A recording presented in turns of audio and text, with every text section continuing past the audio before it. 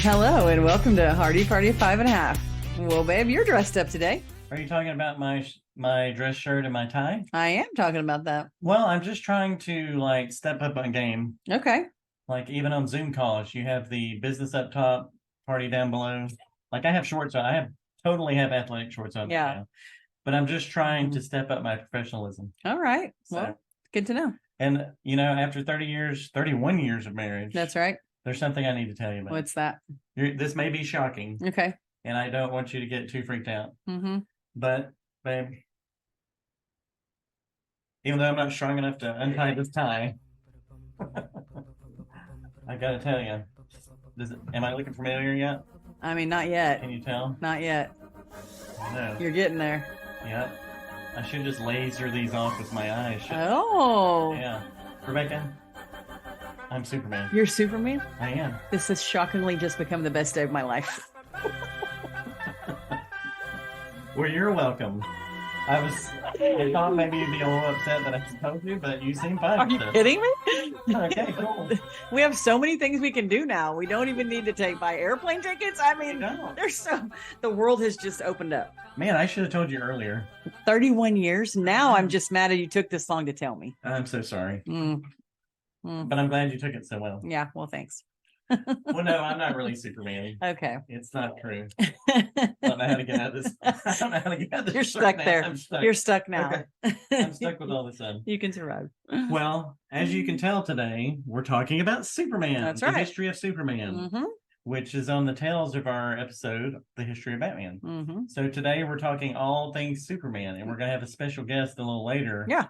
Who is like an expert on the Christopher Reeve Superman movies. Yeah. So that's going to be fascinating. That's coming up. But before we get there, I have put together some history of Superman facts. Would you like to hear them? I would love them. I sure hope so, because that's why we're here today. Thank you for saying yes.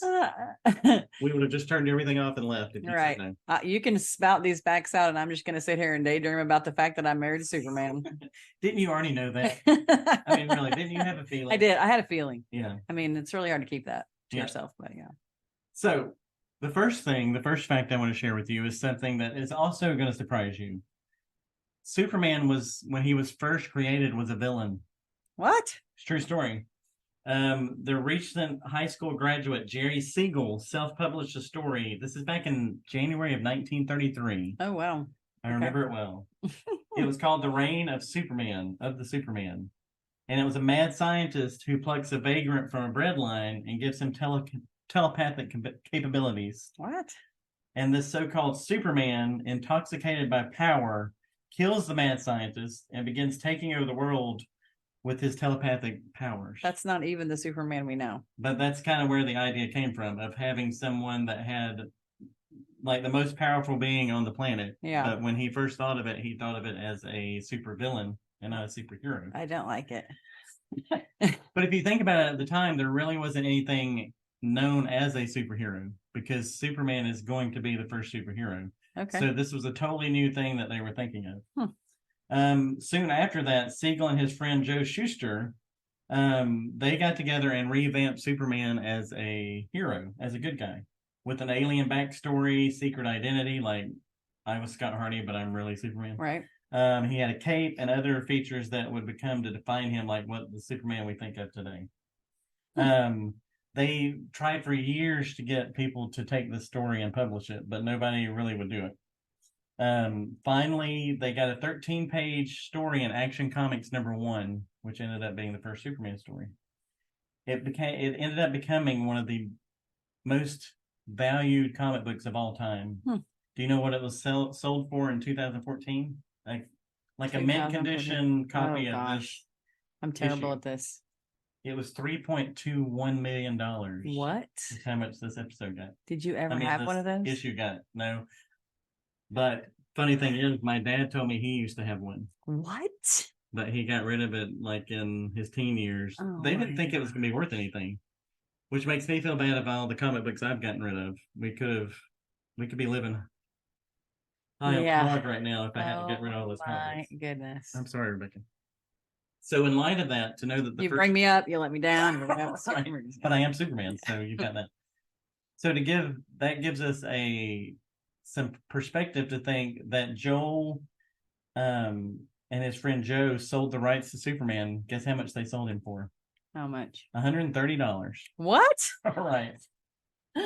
Oh my goodness. Yep, they sold it away for $130. And you think of now of like that issue is basically priceless. Yeah. And Superman is like a phenomenon in our Right. pop culture. And that their everybody great knows. grandkids are having a cow right now. Right. Yeah.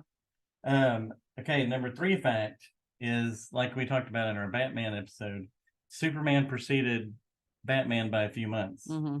So he was the first superhero. And then after it took that long for them to get DC or any other publisher to publish it, now DC wanted a new one. So that's when Batman came on the scene so quick. But did you know, this is another little known fact, the two heroes didn't meet each other in the comic books until 1952, even though they had been around, 13 years at that time. So that was in Superman 76 that they finally teamed up. Okay. And then since then, they've obviously teamed up every now and then in the comic books and in the movies. Mm-hmm. Okay, the number 4 Superman fact. The U.S. government censored Superman during World War II. What? With the top secret Manhattan Project in full swing, any mention of nuclear weapons in the popular press drew the government's, they didn't want you doing it. Yeah. So DC found this out, and it developed a comic book in which Superman's archenemy, Lex Luthor, Mr. Lex, launches an attack with what he calls an atomic bomb.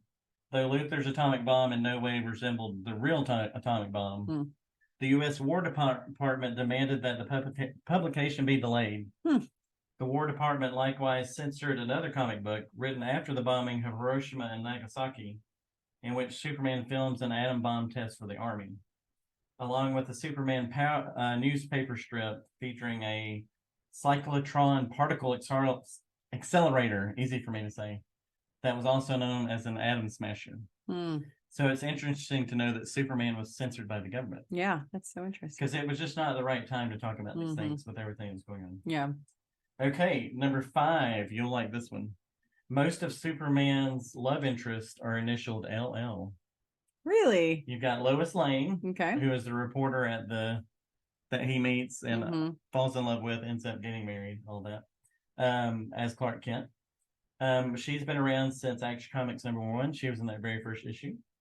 Competing for Clark's attention was Lana Lang, who was a Smallville character. His high school sweetheart, actually, from Smallville. And then there's also Lori Lamaris, a mermaid he dates while attending Metropolis University. A mermaid? A mermaid in the comic books was named Lori Lamaris. And then there was Lila. Wait, why isn't the mermaid going after Aquaman? It's a big love triangle. I don't understand that. I think she ends up with him. Girl, stay in your lane. Stay in your ocean. Stay in your lane. Yeah. And then there was another one, Lila Laurel, who was an actress from Krypton, who meets him when he travels back in time before the planet was destroyed. Okay. So he has a type. Yeah. You have to have LL. Yeah. And interesting.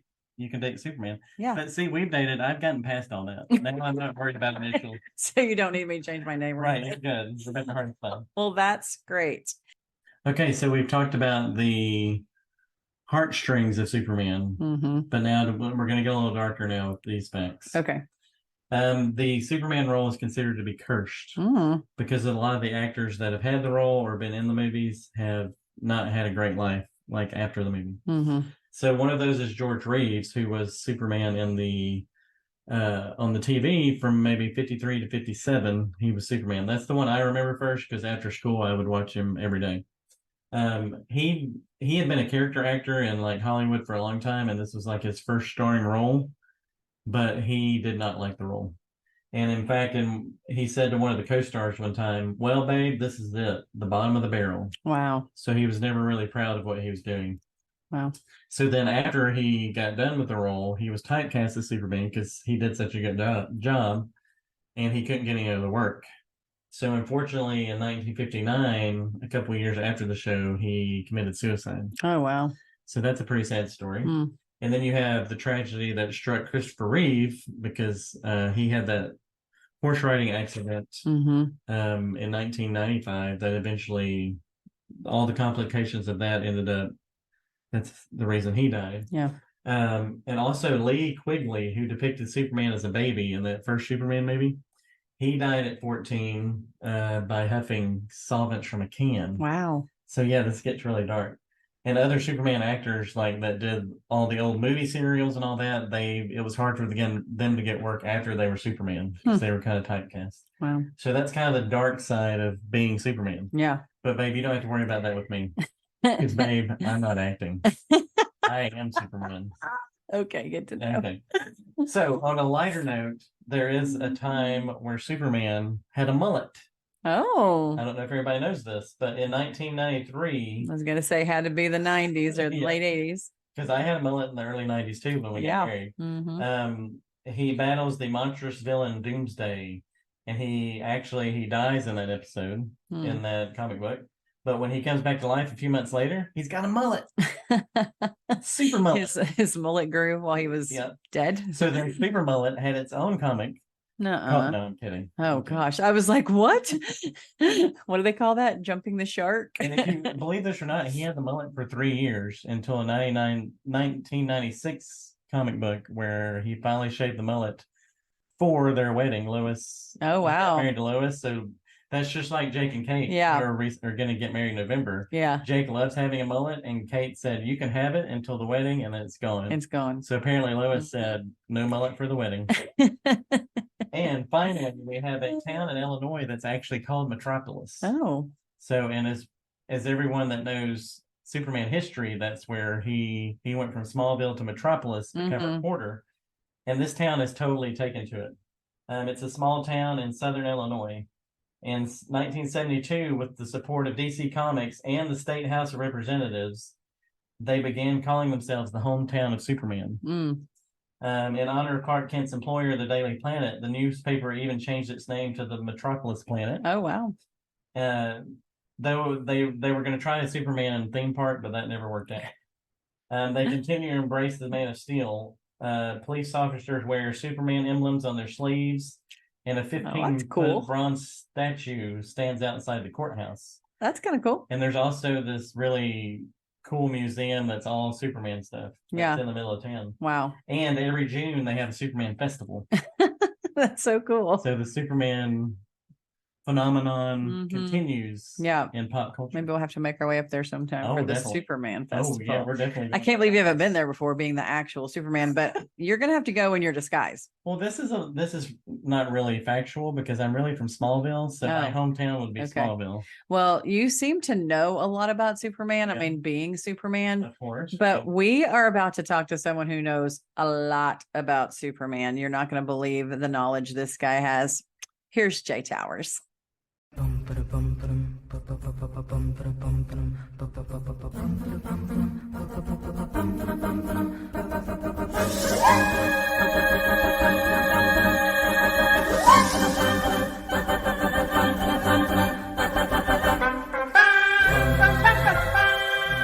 We'll jump right in here to not waste your time. So we know we want to talk about all things Superman with you.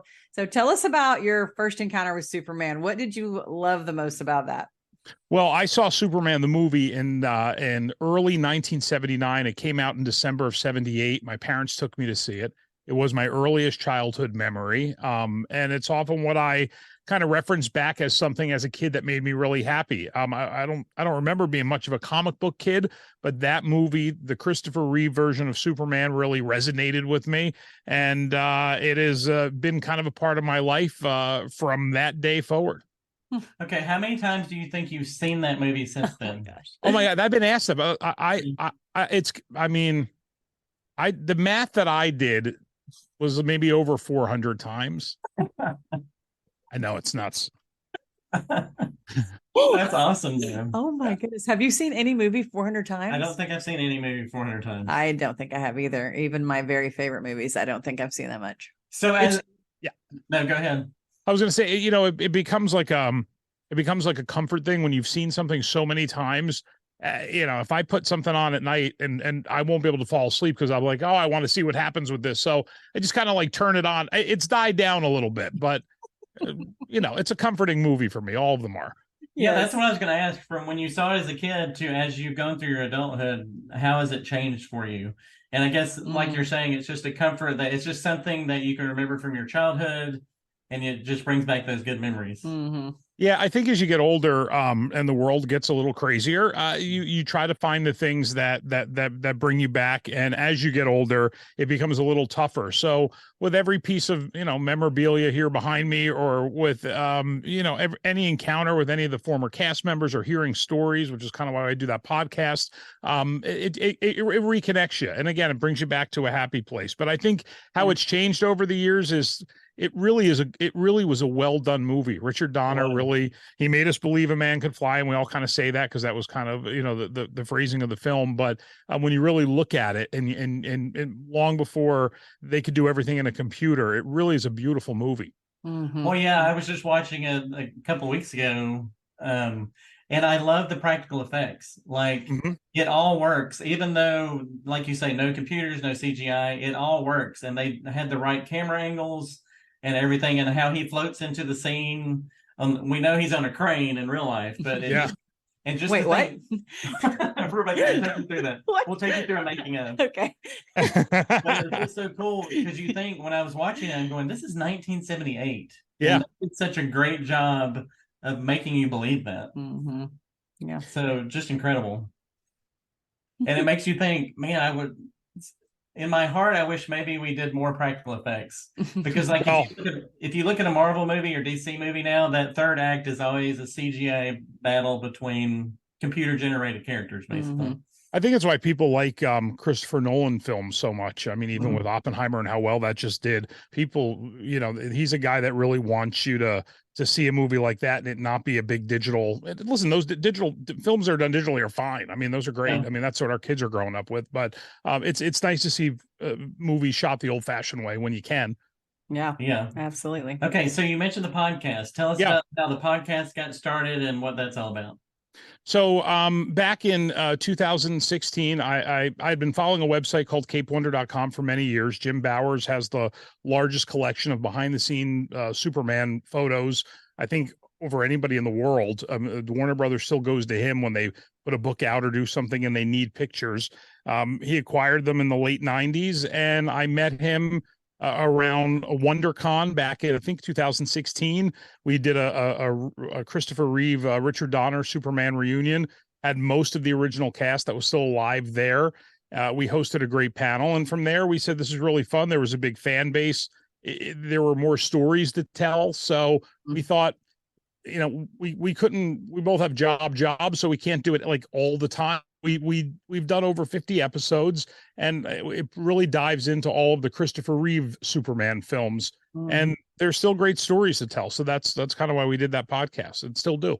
Yeah, that's awesome. So with your podcast, you said you watched it 400 times. We know. Are you ever talking about something and you're like, I actually need to go back and check that all the time? Go back to the film and go watch it again to see what happened here or there. Yeah, I'm probably lying to myself, but I'm like, I really should I should check that again and watch it one more time. Check that again. What color were those little buttons on whatever? Like, right? Be wondering, like, crazy well, stuff. It's funny you bring that up, because a lot of times what happens is we work really well with the prop store, who sells all the movie memorabilia and costumes and things. And prop store, listen, they do a great job on their own. They don't need us. But there have been times where they've called us and said, hey, take a look at this. Can you figure out what this is and where it was used in the movie? And we love to help screen match things. The Superman, right behind me here, the Superman 4 tunic there is the same one used in all the promotional photos. It's the one where he's on the balcony with Lois in Superman 4. I mean, there's little things on it that you can screen match. So it's always good to go back to a film and look at that stuff. Yeah, it's like, Where's Waldo with Superman? Right, that's right. I'm bringing this to my level, guys. Yeah.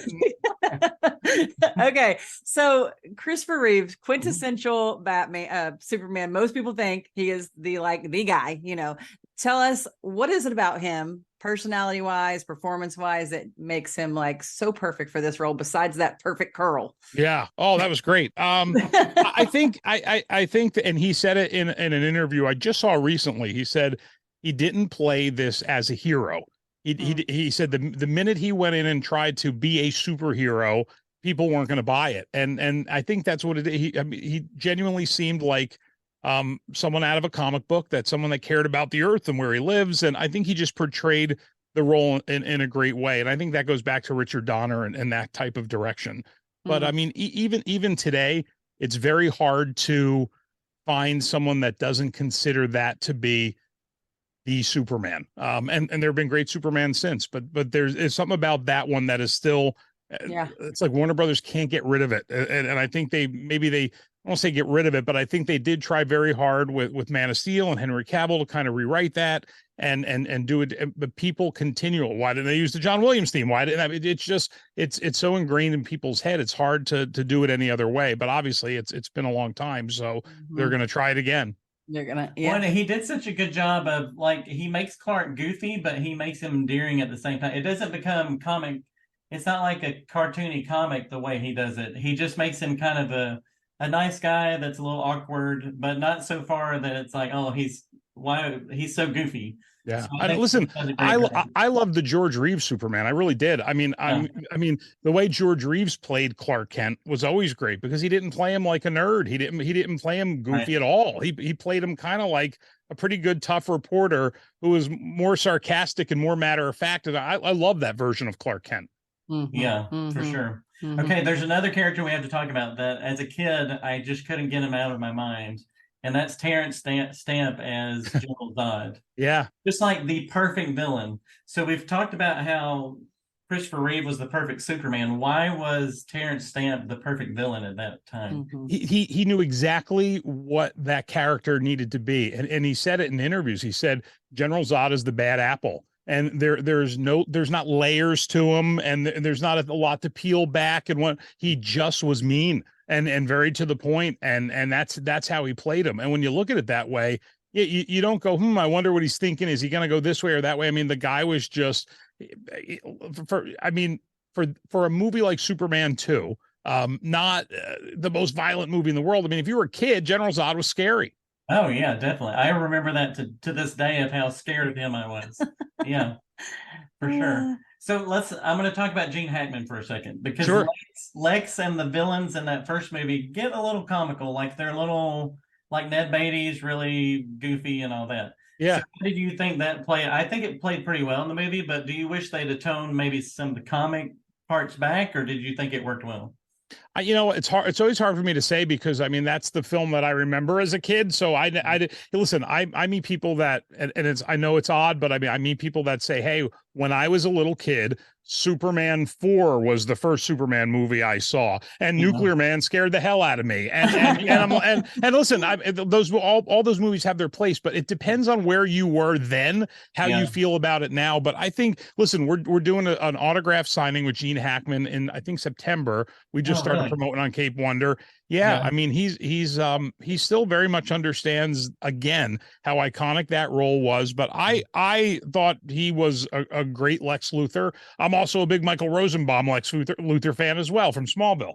Yeah. Oh yeah, for sure. And it's cool that there's different ways you can play it. So, yeah.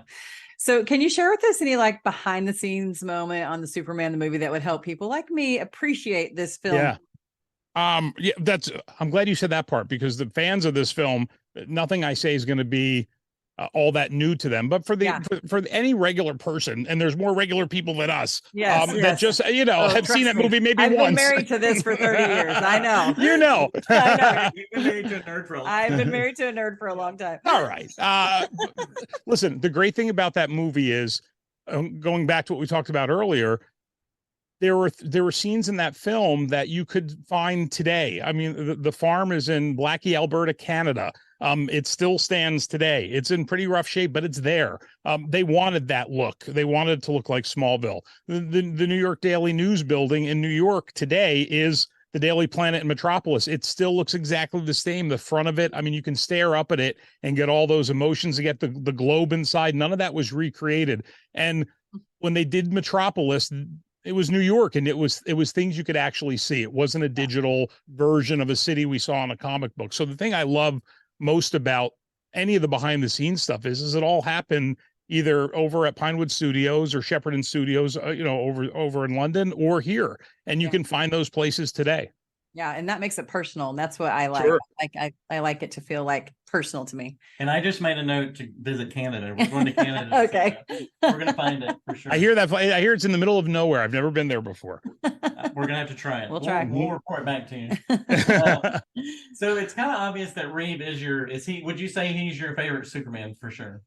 I think so. Yeah, I think, okay. for sure. But there are real purists that say he's the only Superman, and I'm not that guy. I'm a big fan, and he's my Superman. But I really respect all versions of Superman. I really do. Anything that keeps that character going, I'm happy with.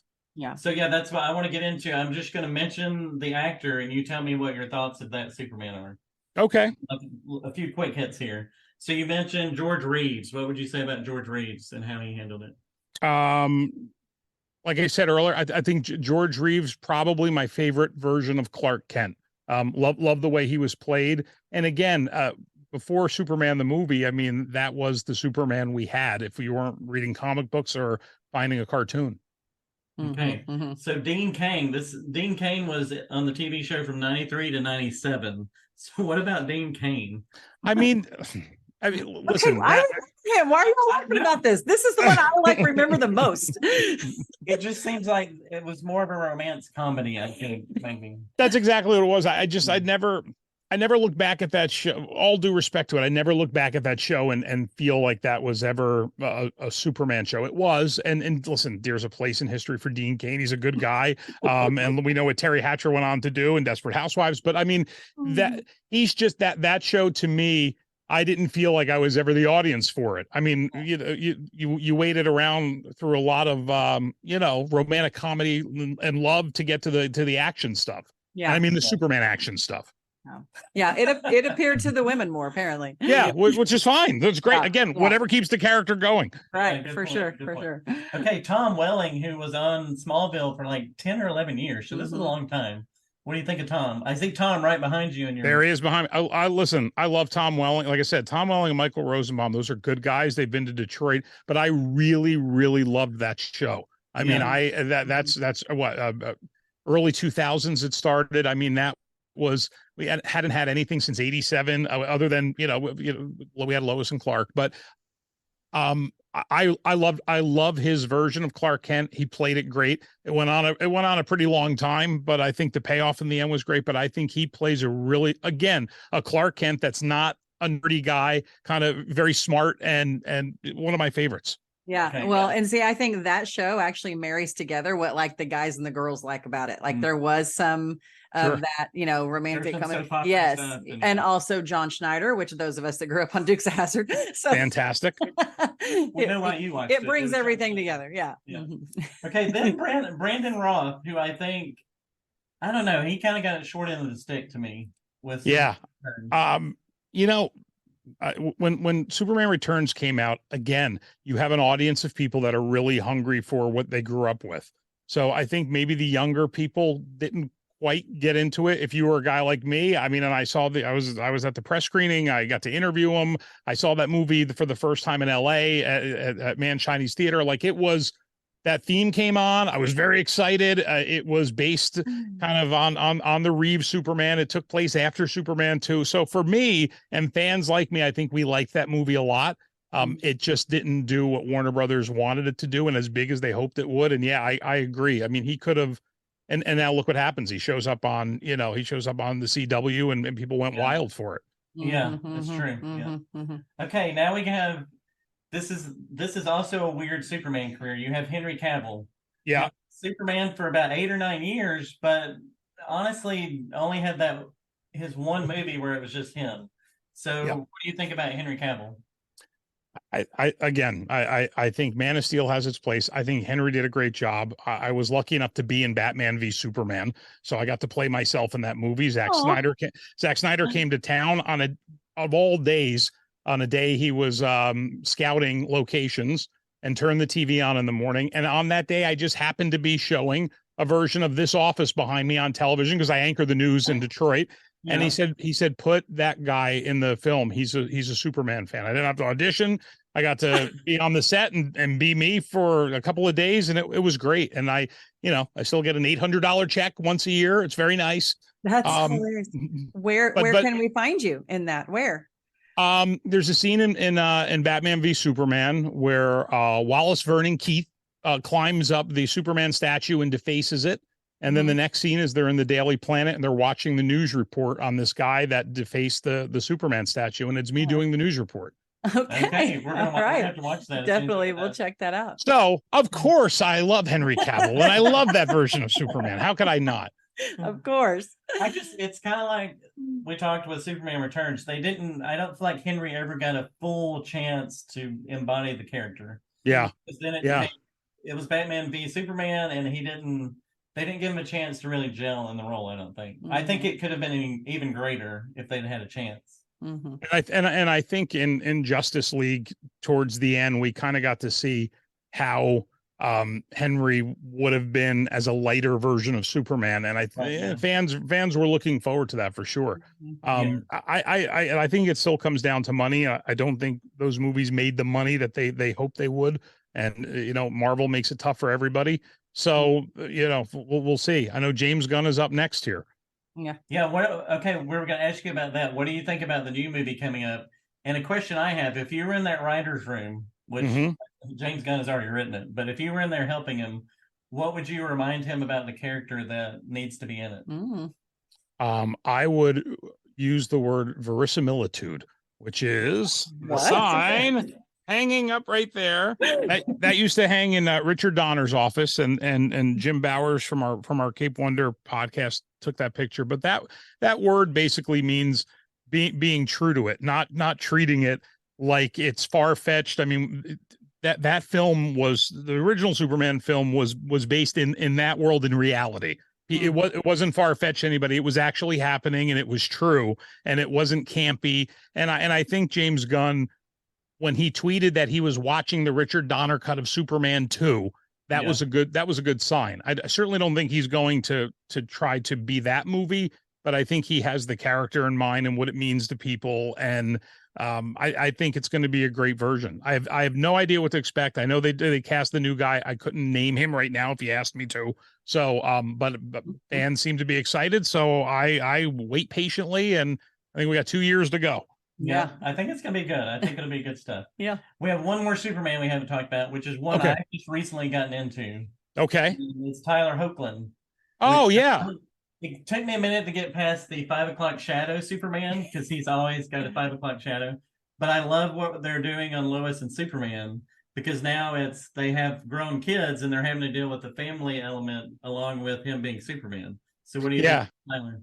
Again, another take on this on a great character that we want to keep going, and you hit the nail on the head. I mean, seeing Superman as a dad and dealing with teenagers that do what teenagers do. I think the Lois Lane in it is very great, and I think it's fantastic. I watched a lot of the first season, and then I started DVRing it, and I wasn't able to go back to it. And again, it goes back to, well, how much of a Superman fan are you? I think we're all busy, and but I will tell you, I like it. I certainly I from everything I saw, I really liked it, and I like him, and I think he is a modern version of Superman that would appeal to anybody in high school watching that. Yeah, or us. Yeah, and that's the kind of, I try to watch one a week. Like I just heard about, everybody kept telling me, you got to see this, it's really good. So I finally broke down, and I'm watching maybe one a week to try to catch up. So it's pretty good. It's been pretty good so far. Pretty good. Yeah. Listen, I'll say this too. I'm really lucky that not many people can love something as a kid like we did, and then go on to, I host a radio show for iHeart every day. I anchor the news on TV. I have a nonprofit. I take kids to Disney World at Christmas. I do all these things, but those things have helped me get closer to this film. Right. working for iHeartRadio has helped me have a podcast that's heard around the world, that talks about what I love.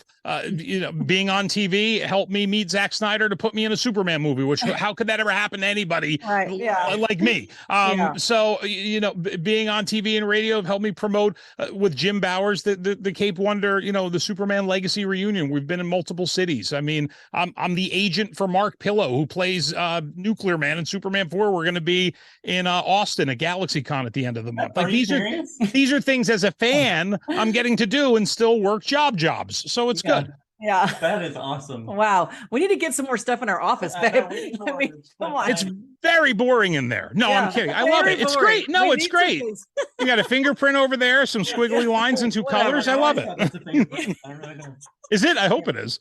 Yeah, it looks like it is. I think it's just art. I don't know. It's nothing near what you have. So we need to. Man, we love your passion. We love that you came to talk to us about Superman. Yeah. And I love that you're doing a job where you get to love what you do. That's awesome. That's great. Well, let me ask you guys a question, because I will tell, my radio and TV audience that I've done this. So when they watch this for the first time and they see you guys, what made a husband and wife, set of parents there in Texas decide to do a podcast on everything? You guys cover everything. We really do. It's just it's like a variety show. Whatever interests us, it's a variety show. Yeah, it is. I love it. Show. And I think we started just like around right before COVID. And we are just creative people. Both of us needed this creative outlet.